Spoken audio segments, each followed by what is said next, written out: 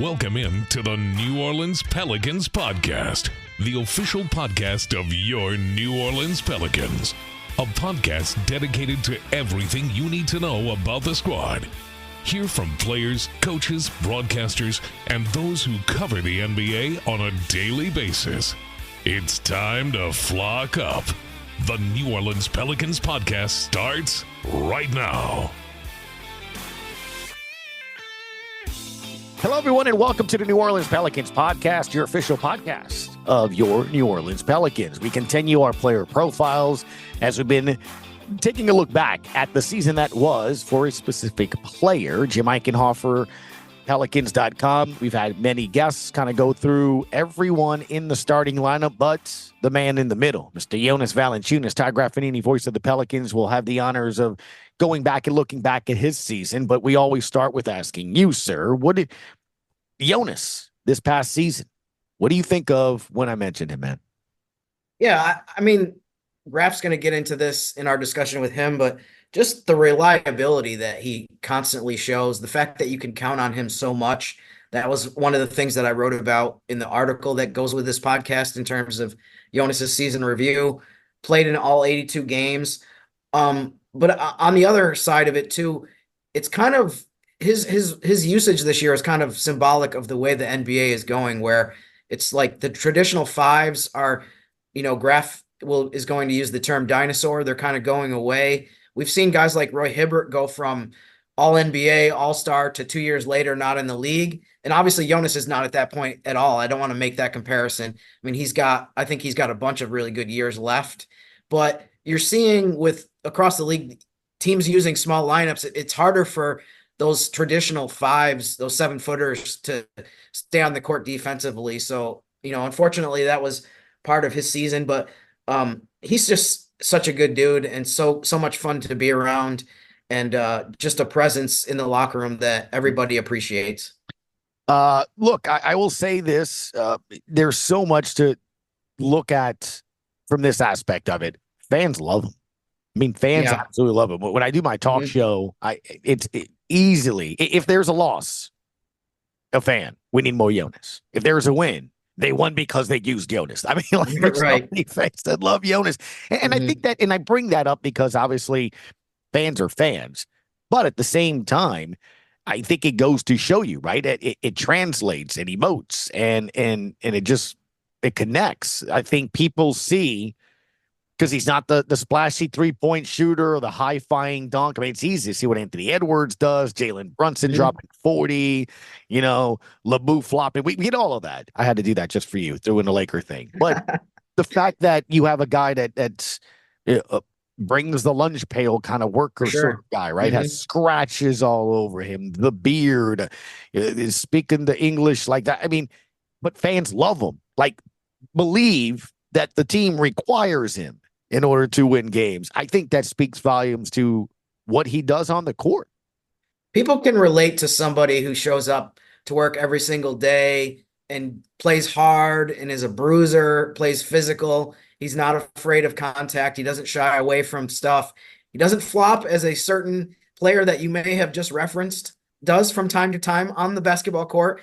So, yeah, you're right. I mean, the fans love him. One of the things that when you're talking about, one of the things that reminded me of is there was a fan, I think this was either the end of the regular season or maybe the playoffs, that had a sign that said something to the effect of our favorite Jonas brother is number 17 on the Pelicans, obviously being a play on words of his name is Jonas. But I thought that was really funny and kind of sums up the way that people in the fan base felt about him. Well, I love that. Let's hear what Todd Graffagnini, voice of your New Orleans Pelicans, had to think of when I and Jim asked him, hey, let's go back and look at Jonas's season that was. All right, time now to welcome in today's guest as our player profiles continue, and it's none other than the voice of your New Orleans Pelicans, Todd Graffagnini. Graf, first off, good afternoon, sir. Hopefully you're enjoying your off. No, you're not enjoying your off season. We should be talking basketball, sir. How are you doing, man? I'm doing fine, Gus, but no, I am not enjoying my off season right now. It's still too soon, especially now since, the second round matchups have started, and then now you're watching Oklahoma City back in action, and basically doing to Dallas what they did to us last week. So anyway, let's move on to happier talk. Yeah, and look, I do want to bring this up because I know Jim and I really enjoyed this week talking with our other guests as we've gone through a couple of other players here as well. Jonas is the player you're going to be focusing on today, the last starter of the group so far. But this week, Jim, as you know, the Defensive Player of the Year awards have come out, all the different rankings and everything. Herb Jones was 5th on that. But Graff, I just want you to know you are first. Unanimously, you were voted by all of our guests as the person most likely to throw something onto a court at some point in the future at the Smoothie Center. So congratulations on that. Well, if I can make it from the top of section 112 down to the court, then kudos to me. But no, hey man, if you can just throw stuff on the court and get Just fined fine. and not suspended, when I'm sure that's really going to prohibit other players from doing the same. That's a head scratcher to say the least, but I digress. Well, we've already had a meeting. Jim Eichenhofer, you and I have already talked about it. Look, if it will help stop a T-Wolves run, a Laker run here, Eichenhofer's just going to toss something, a pencil, a notepad.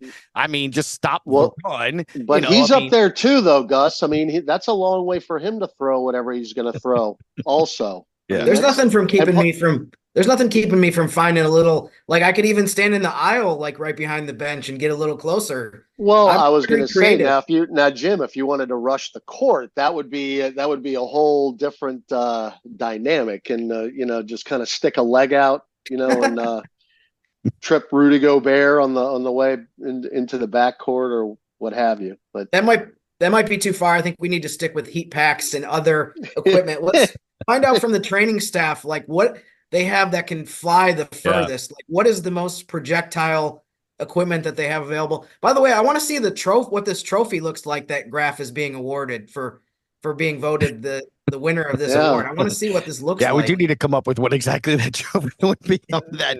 But look, we're going to talk about Jonas, and one of the reasons so many people love Jonas is the rebounding, the physical presence on that. But just, you can give your take on that since Herb was 5th. I mean, he's getting closer to the top, but you look up and down that list of Defensive Players of the Year graph that came out this week, and there's a lot of Western Conference players in there. Victor Wembanyama was 2nd, right? And he was the Rookie of the Year this year. So all it does is just go to reiterate there's defense everywhere in the Western Conference. Yeah, no, and look, you're seeing the numbers kind of bear that out now, especially when the playoffs begin. And look, we knew going in, and you see the physicality of each and every team, and it's not just the Western Conference. I mean, you're seeing it in the Eastern Conference playoffs as well. Mm-hmm. But when you're seeing this on a nightly basis, and then you throw on top of that the officiating has allowed the physicality continue without a whole lot of now, of course, Oklahoma City shot a lot of free throws last night, which I know angered some of the Dallas people. But look, when you throw the physicality and the way these teams are playing defense, and of course now when you're in the playoffs as well, guys, there really are no surprises. Each team knows each other inside and out. They know exactly what they're going to run, and that makes for really tough half-court type games. And then when you throw on top of the individual defenders, I mean, it's really difficult to score when you get to this time of the season, and points are at a premium. And look at the Denver Nuggets. I mean, my goodness gracious, that might have been one of the best defensive performances in the history of the NBA. And I'm not talking about recency bias. What Minnesota did to Denver in Game 2 to hold that team to 80 points, they were suffocating. Mm-hmm. They were all over the place. And and Rudy Gobert wasn't even on the court that night. So I just think it's just a very difficult time of the year to score points. And we're seeing it now night in and night out. One thing that I heard on earlier this week on Zach Lowe's podcast, John Schumann of NBA.com was on it. And he mentioned a stat or a fact that I thought was really interesting and illustrates the difference between the regular season and the playoffs. And that was, of the 16 teams in the playoffs, Minnesota is the only team that has a better offensive rating in the playoffs than they did in the regular season. Every other team has performed worse offensively in the playoffs than they did during the regular season. Yeah. So I thought that was interesting. That makes a ton of sense. But then again, you think about how historic the offense was this year, Jim. Yeah. Across the NBA until they really put a stop to it after the All-Star break with again, I hate to bring it up, but the way the games were officiated really stopped those 130, 140, 150 point games that we were seeing on a regular basis every night in the league. So that is very interesting, but when you think about it, it makes perfect sense.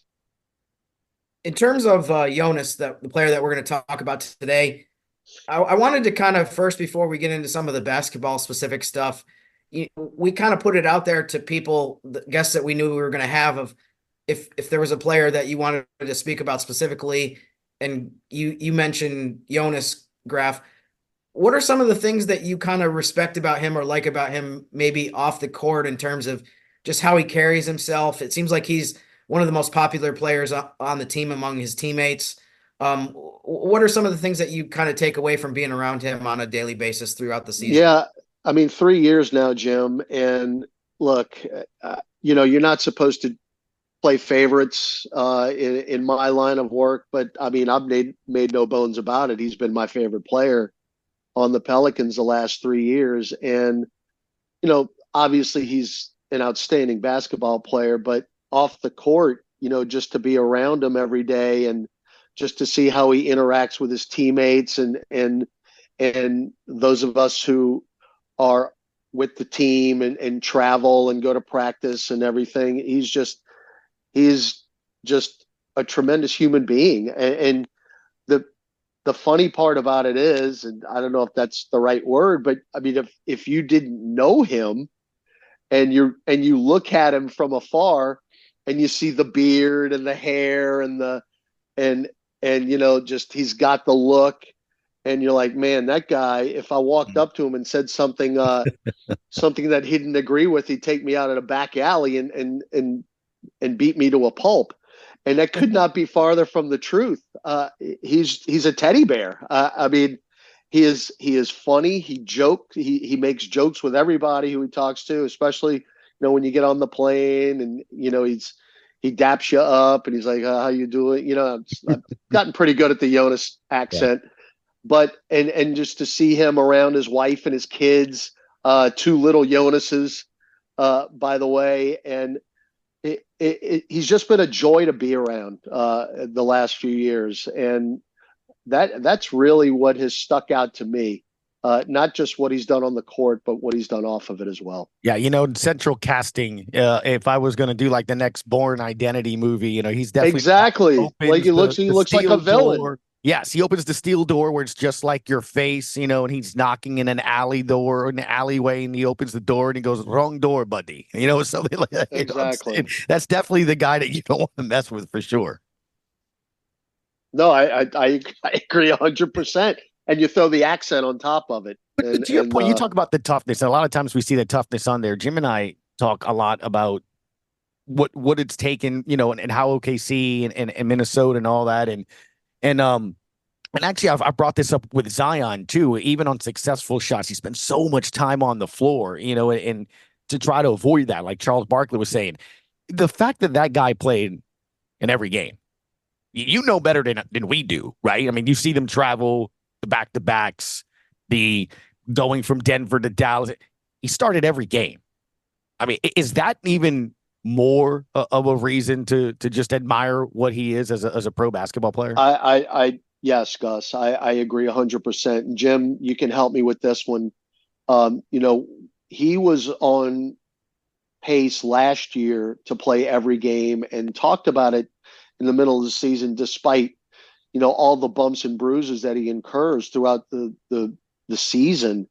And I want to say, Jim, he missed maybe 2 games last year, 1 or 2 tops. He missed 3 last season. 3. Okay. Okay. He was still tied for the most games played on the Pelicans with Trey Murphy. Also had 79. So yeah, he's played 79 and 82 the last 2 seasons. Yeah. Yeah. No, it's just, look, in today's NBA, I mean, it's an anomaly, and not the norm.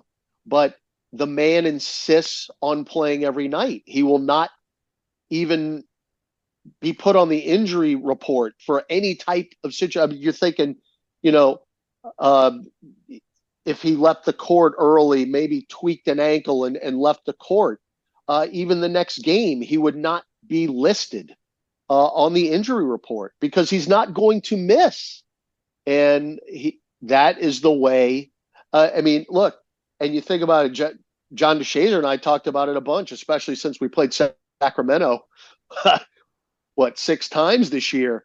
Domantas Sabonis is the same way, fellow Lithuanian. We were joking, like, what do they put in the water in Lithuania? I mean, you got to, even though Domantas is technically from the United States, his father, Arvydas, is Lithuanian, but it's like they're just different. I mean, they want to play every single night, and the fact that going in, you knew that you could count on him every single game of the season, 82 games, knowing he was going to be in the starting lineup. That's got to be a very comforting thing for a coaching staff, knowing that he would be available. And he was. I mean, 82 games nowadays is a tremendous accomplishment.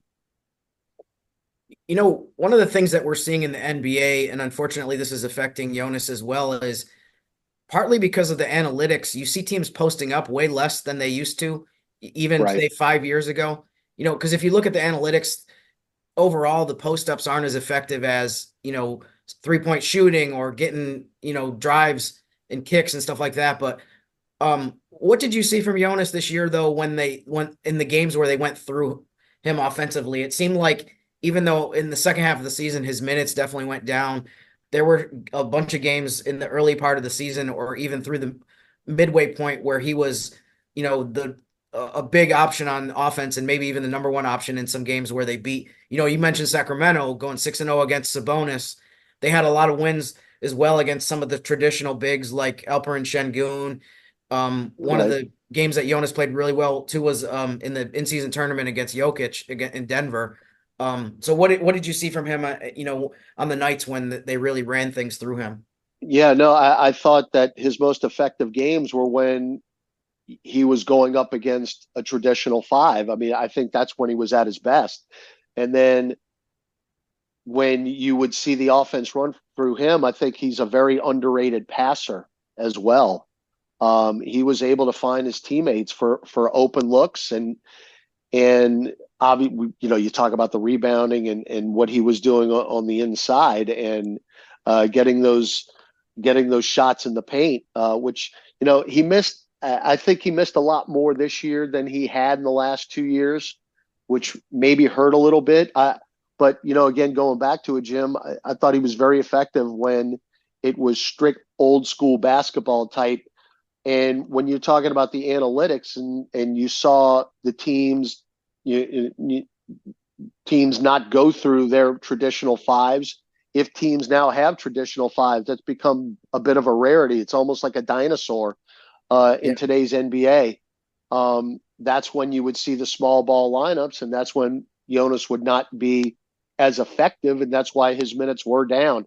I thought what hurt him a little bit too, especially midway through this year at the end, was his lack of 3-point shooting, which we have seen, in the first couple of years. I thought he was a very solid 3-point shooter. You remember his first year here, Jim. I'll never forget it. We were in LA playing the Clippers, and he made 7 consecutive threes to start a ball game. He missed his last one. He wound up going 7 for 8. But, you're watching the game going, now, if you got a guy that is this physical underneath that can step out and knock 7 straight threes down, well, that is a force in today's NBA. But it was a struggle for him the last couple of months shooting threes. I think he made, John and I would talk about this. I think he made 2 3-pointers in his last 30 attempts. And that is, that's difficult, especially when you're going up against teams that are going to allow him. And by the end, they were allowing him, they were daring him to take those shots, and he was not making them. The only way you can get them out of the defenses that they were playing if you start making those shots. But he wasn't doing it, and that was a lot easier for opposing teams to really collapse down low and basically play 4-on-5. Other than that, though, I just thought he had a really good year. The minutes were way down, but he averaged a double-double. He did. He averaged 13 points and 10 rebounds. And you're going to take that every single night in an NBA season. It's just the use that he had. That was really what waned this year out of the 3 he was with the Pelicans. It was interesting because, I talked about how, based on the analytics, the efficiency of post-ups isn't always a great part of the offense. But to me, I thought it was interesting in the playoffs that they went to him so much. And I think we talked earlier about how the offense across the NBA, pretty much other than the Timberwolves, has decreased or worsened in the postseason. But I think the post-up becomes more of an element of success and things that you go to during the playoffs when the game slows down. Unfortunately, that was one of the few things that did work well for the Pelicans offensively, was going to Jonas against Chet Holmgren. But right. I did think that there were times, and you alluded to this as well, that during the regular season where, especially in the first few months, where he just overwhelmed guys. Like, he's just bigger than guys. He's more skilled than a lot of people. And it seemed like that was part of some of the wins that they got early in the season. No, I agree 100%. I thought, and again, because other teams don't have traditional 5s like Jonas Valanciunas, the Pelicans had a distinct advantage in the paint. And especially when Zion Williamson was playing alongside Jonas, the Pels were very, very difficult to stop down low. I just go back to the playoffs and the battles that he was having with Holmgren. But, I go back to, I just don't think he was as efficient as the Pelicans needed him to be. And I think he would say the same thing himself. You could hear the frustration on those effects feeds when he was missing those 2-foot shots and getting rebounds and missing others. And look, I just saw the box score again, looked up game 1, the 2-point loss in Oklahoma City in game 1. The Pelicans missed 25 shots in the paint in that game. 25. And I actually texted Chuck Cooperstein, who's the voice of the Dallas Mavericks, this morning, just, after watching the game last night, which was eerily similar to a lot of the games that the Pelicans and the Thunder played in their first round playoff series. It's like, what is it about that building that makes teams that know how to shoot forget how to shoot? and shots in the paint that, you had last night, you had Daniel Gafford missing layups. I mean, the guy made 22 straight shots at one point this season for the Mavericks. It's like, what is it about that place that you can't make layups and dunks and wide open threes? It's just, head scratching. It's funny because if I remember, I think his streak ended in Oklahoma City too. Yeah, again, I think he called it a palace. He said it was a palace of horror. Now, I mean, I say the house of horrors. He said the palace of horrors on the plains. I think that's what the technical name that Chuck told me. But yeah, I mean, I'd like to give credit to Oklahoma City, but I can't. It's too soon. I'll give a slight bit of credit to Chet Holmgren, because I do think that he factors into not just blocking shots, but making people rush a little bit. No. He does it. He absolutely affects shots. There's no doubt about it. And look, Oklahoma City is playing really, really well right now. But I just, what Jonas did in game 1, the 20 rebounds, the 13 points. And again, he left a lot of points out there that game because of the missed putbacks and hook shots. But he was effective in game 4 as well.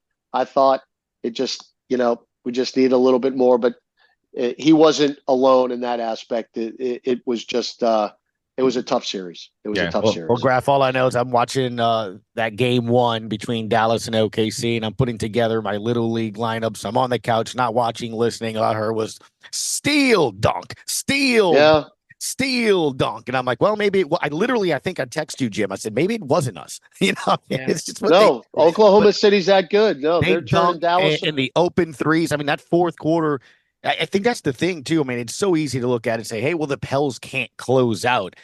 They started on something like a 16-2 run or something like that in the fourth quarter, and it was over. I mean, it that's what they do. That's what they've done all season. But it's the defense. They're dunking, and then when that three is open, Graff, they're knocking it down. And that dude Williams, I think he just hit another three. Yeah, well, I mean, look, if Case and Wallace and Isaiah Joe and Aaron Wiggins, hold on, let me look them up. Look. If those guys are knocking threes down, then it's going to be very, very difficult to beat Oklahoma City because of all the other weapons that they have. I mean, those are role players at the epitome of role players. I mean, you think about Aaron Wiggins, there are a lot of nights that you're playing the Thunder that he's playing 5 minutes tops. And he was a big time impact player in that game last night. I mean, Josh Giddey, they basically said, hey, Josh Giddey, you can beat us and let everybody else, do what they did. The problem is everybody else did what they did. Josh Giddey didn't have to beat them. So, like I said, it pains me to say it, but Oklahoma City is looking the part. Well, I thought about you with that left corner Josh Giddey three that hit the rim. I mean, at the back of the rim about 5 feet. He couldn't miss. Well, he wasn't in New Orleans. Right. In the Smoothie King Center, that is nothing but net. Not that it almost feels like this is the offseason theme, but it just is. One of them. Jim, you tweeted something or you texted me last night. I saw you. No, you tweeted it. The two teams currently in the Western Conference playoff that have the lead. What were their seeds last year? Minnesota was 8th and Oklahoma City was 10th going into the play-in tournament. So yeah, it's quite a change from last year. But it goes to Graff what David Griffin said. In the offseason, you have to get better because the other teams are your Houstons, your San Antonios, Ja when he comes back with Memphis. I mean, but that just speaks to the Western Conference, doesn't it? I mean, the Lakers standing pat. I mean, that was the 8th and 10th seed, and they literally look like the two best teams right now in the West. Yeah, no, you're right. I'm thinking about Oklahoma City. And again, I hate to keep bringing them up, but they basically ran it back. Now, Chet Holmgren didn't play last year, but they had him. So they added Chet Holmgren and they added Case and Wallace. And look, you think, well, Case and Wallace is a rookie. We were talking during the series on the air. Case and Wallace, at one point, he was about a month and a half through his rookie season, and he led the league in 3-point percentage. He was higher than Grayson Allen was at one point. He was shooting 50%. But, when all you're doing out there is to shoot threes, well, that helps. They're not asking him to do anything else. He fit a role perfectly. But that's basically all they added. I know they added Gordon Hayward in the trade deadline, but he's not really, much of an impact on what Oklahoma City is doing. They basically added two pieces. Everybody else was on the roster a year ago. Minnesota kind of the same way, even though the emergence of Naz Reid, who is now, he's the NBA Sixth Man of the Year. Yeah. And our old pal Nickeil Alexander-Walker has really stepped his game up. And again, Nickeil has got the perfect role for him. They're not asking him to do too much. There's really not a whole lot of pressure on him. See, when Nickeil was here, we were counting on him to score 15 to 20 points. They don't ask him to do that in Minnesota. If he scored 15 to 20 points, all right, that's fantastic. True. We still have Anthony Edwards and Karl Anthony Towns to do the dirty work. So it's they had solid rosters going into this year. They tweaked them a little bit. and now you see where they are. And going back to your original point, Gus, the Pelicans have a solid roster, but obviously it's not good enough. So you got to imagine, and David Griffin said as much, that there will be some tweaking in the offseason. And we'll see what takes place. I did come up, guys, with the award, what it would look like, the trophy for Graff. Oh, boy. Unanimously winning person most likely to toss something on the court. Now, it's been a while. You mentioned your height, injuries, all that other stuff. So I'm going to go with the paper airplane. What do you think? Ooh, I like it. Paper airplane. And Gus, even more kudos that Gus made the paper airplane during the interview. There it is.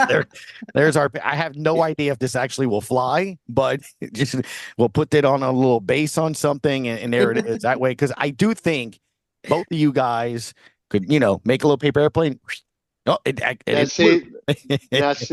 Jim's not going to know this, but Gus, I know you will as well. Back in the not the early stages, but in the height stages of the Aints and the paper bags and the Superdome, how maybe the best part of the games when we were kids, Gus, was watching people throw paper airplanes from the terrace. Yeah, it was like the place card or whatever you got, right? It was like correct, like the lineup card, lineup card. Yes, because there was no one. No, Jim, this is true. Yes, people would make paper airplanes out of the roster cards that you get when you walk into the games. Mm-hmm. And the most entertaining part of the games back then was to see people throw paper airplanes from the terrace. And if they landed on the field of play, the place went nuts because there was nothing else to cheer for. That's hilarious. And if any paper airplane landed in the helmet, in the middle of the field, or in the fleur-de-lis, you're talking about a Super Bowl win. So it's that's what that paper airplane reminded me of. 100%, Graff, and that's why we love having you on. As always, man, appreciate the time, and we may bother you again at some point here as we get closer to the off season. In the off season, the draft, free agency, and then before you know it, new season, sir. We got time though. We got time. Wow, it was funny, Gus. I was telling my daughter. Mm-hmm. She was talking about yesterday. She was talking about something in November, and I'm like, Maeve, November's a long time away. Yeah. And I'm thinking about him going, and then I went, well, actually, because when November hits, Daddy's going to be back and doing basketball games again. So I guess it's not that far away. I got one for you that Jim, one day you'll understand here. 12. My kid, when I dropped him off today, 12. As in 12 days left in school, Graff. So just letting you know what your summer's about. That's a harsh reality. Yeah, we got 12 days, and that's it. And that's it. Daddy, that's it. There go my gym. There's 12. When he said that this morning, I'm like, what do you mean you have 12 days? What are you talking about? The 20th is not 12 days. Look, Daddy, you don't count Saturday and Sunday. I'm like, you're too smart for your own good kid. And I'll throw, that's true. And I'll throw that to, you know what, Gus and Jim, we had a great season. And it really flew by. Yeah, it did. And the same time flies when you're having fun. Well, we had a lot of fun this year. Yeah. And it stunk how it ended. But, 49 wins and the way the team played. And now we're here in the second round of the playoffs. And it went by like that. So, that's what I chalk it up to. No doubt. And I don't know if you know this, but Jim's got some time here in the offseason after we do the player profile podcast. He's available to watch kids, so he will watch Carver. If you'd like them to watch Maeve and Jack, you're more than welcome to do that. Go ahead and do that. Jim, I hear you're great with kids.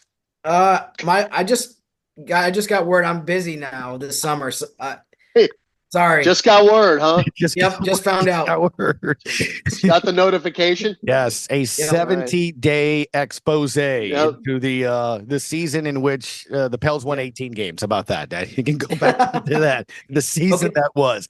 I'll watch your kids now. You would rather watch kids than go back and look at that 18-win season, huh? Yes, definitely.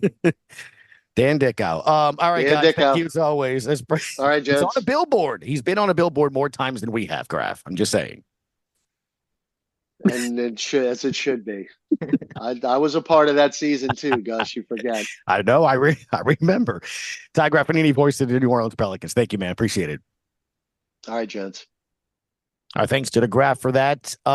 one of the things that we look at as well with Jonas is just, look, the constant, I guess, not only improvement, but just lasting out there, man. That's why I asked him that. Today, you don't see it. You just don't see players start 82 games, and it matters, it matters to him. Yeah, one thing that I'll say is a positive sign for the NBA is there were 17 players who played in 82 games or more this season. So that actually went up a little bit. And it's funny, if you charted this over, I don't know how many years, you would see it keep going down and down and down, decreasing over a long period of time, to where I believe last season there was only maybe 5 guys in the league, or maybe I might be thinking of 2 years ago, there was only 5 guys in the entire NBA that played 82 games, which is unbelievable. But it went back up to 17. I think the player participation policy that the NBA put in maybe factored into that a little bit. I feel like there's definitely more of a culture tone being set of, it's important to be on the court. It's important to be available. It's a badge of honor to be able to play all 82 games. And by the way, former Pelican Buddy Hield played in 84 games this year between the Pacers and the Sixers. So kudos to him. That was the only thing that kept Jonas from being tied for the league lead in games played. But you're right. I mean, that's impressive to be able to play in every single game. And despite sicknesses, despite you're getting in at 5 a.m. in some cases and you're having travel problems. Yep. So excellent job by Jonas. I would also say this, Jim, and it's maybe something that's a reason for so many players playing so many games. I think the league is so competitive that if you don't go to the court and battle, per se, with your best players, you're going to lose. I mean, it's that simple. Right. You in the Western Conference, you're playing a Western Conference team, your top guys aren't playing. Now look, we saw the Pels win at Dallas when, you had some players. I get it. You might do it once or twice. But yeah, to your point, you have your top guys missing 15, 17 games, for rest purposes. Let's be honest, that's what it was, to save them for the postseason. Jim, you're not going to make the postseason. I mean, how many of those teams that we looked at all season were separated by one game? We had three teams going to the last day of the regular season tied with, at stake, first place in the Western Conference and home court throughout. You don't think one game matters? Right. So if you go 3 to 5 games, forget 17, 3 to 5 games where you rest your players, you're going to be 9th or 10th. You're going to be battling for 9th or 10th. I feel like we're going to have to get used to this, that this is the way it's going to be in the West, that there's going to be, at the end of the season, every year, there's going to be teams that say, man, if we had one more win, we would have been able to do X, Y, Z. And I also think, too, that this year's playoffs, to me, reestablished the idea that you do not want to be in the play-in tournament, because last season, the Lakers and the Heat went to the play-in tournament, still made the conference finals in the Lakers' case, NBA finals in Miami's case. I mean, we could do a separate podcast, I think, just on Pat Riley's comments this week about the Heat. But I think one of the lessons that it seemed like, I don't want to put words in his mouth, but it did seem a little bit like the Heat took the regular season for granted in terms of their players, to the point of like, well, last year we were 8 seed and we made the finals. And then you come back this year and you think you can do it again. And it's like, that's going to be way more the exception than the rule, that you see a team pull off what they did as an 8 seed last year. So you want to do everything you possibly can to finish in the top 6. And even though there might be cases where you get away with kind of walking through the regular season, whatever, most of the time you're going to get burned by that philosophy. Yeah, no doubt. That's for sure. One of the good things about it, while the Pels didn't get into the second round, we're at least not looking at the lottery. You remember a couple of years ago, we got so excited for the draft lottery. Right. But that is this weekend, Jim. It is. And it's really interesting to kind of look at. It's funny, Gus, like, I'm sure you've probably experienced this on your daily talk show locally as well, that there's so little draft discussion right now. It's almost like the lottery. Like, I think people today are going to be like, wait, the lottery is coming up on Sunday? What, you mean this year's lottery is happening in 2 days? But I'm curious to see what happens. I think I had a couple notes that I wanted to talk about briefly before we wrap up the show on the lottery, which is taking place Sunday at 2 p.m. before the Pacers-Knicks game. One of the things we've talked about in the past is a lot of years, even though the Western Conference has been the superior conference, they're still winning the lottery constantly. And it's like, if you're the Spurs obviously won it with Wemby. The Thunder were able to get Chet Holmgren with the number 2 pick where they moved up. So if you're a Western Conference team, you root for the East teams to win the lottery or get the top picks. This year, maybe finally there will be a break in that front because Detroit, Washington, and Charlotte have the top 3 odds to win the lottery. So I think if you're a Pelicans fan or any fan in the West, you're hoping that, whether it's teams in the West, they're going to use the number 1 pick to draft somebody or use it as assets in a trade. You just want to not see the West, dominate the lottery the way that they have, even though they've been the better conference. And a couple of quick things I think to kind of watch for beyond who wins the number 1 pick. The Spurs have a really good chance to get Toronto's pick at number 6. Or if that drops down below 6, the Spurs will have that pick as well as their own. So, there's a chance that San Antonio could add 2 guys, say, in the top 7 of the draft. The Thunder also have an extremely good chance of getting the 12th pick from the Rockets because of one of the trades that they've done in the past. So it's possible that some of these young teams that we were looking at are going to be loaded up even more with more assets and more ability to add guys through the draft based on some of the things that could happen. But I think that's going to be one of the biggest things to watch is, does Toronto stay in the top 6 and keep their pick, or do they drop down and the Spurs end up with 2 lottery picks in addition to Wemby and all the other young talent they have already? That's what I was going to ask you, because I'm looking at mock drafts, and right now, San Antonio via the Raptors could have the 7th pick, or right, because Toronto and only the 3rd. Toronto only keeps that pick if it stays in the top 6, and if you add their percentages together of doing that, it's under 50%. So it's more likely will have 3 and 7. More than likely, yes, that they'll pick 7, but the Raptors have a 40% something chance to keep the pick. So that'll be really intriguing to see what happens with that. So if you're a Pels fan, you definitely want to see the Raptor logo at 6. Right. Yeah. You don't want to see the Spurs logo come up at 7. That's definitely true. No. Oh, by the way, the Grizzlies have the 6th pick as well. Not that, they need any help as well. Yeah. This is, they could add somebody really good. I know there's not a lot of enthusiasm or optimism about this draft crop, but they've drafted really well. I feel like they're going to come back with a vengeance next season, unfortunately. And hopefully when I say that, by that, I mean on the court, they come back with a vengeance and not off the court. But yeah, that's another team that's in position to add more talent. Utah's in the 8th pre-lottery slot, so you still have a bunch of teams in the West that can do stuff can add somebody in the draft in June. All right, that is Jim Eichenhofer as always. I appreciate the time, sir. Thanks, Gus. Yep, you can be followed at Jim_Eichenhofer. I'm Gus Kattengell at GCat_17 as well. You want to give a follow. As always, appreciate the time. We'll see you next time on the New Orleans Pelican Podcast.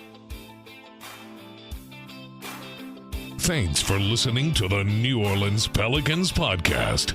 Join us 3 times per week on Pelicans.com, the Pelicans mobile app, the iHeartRadio app, or where you get your podcasts. And be sure to give Jim and Gus a follow on X at Jim_Eichenhofer and GCat_17. We'll see you next time, right here on the New Orleans Pelicans Podcast.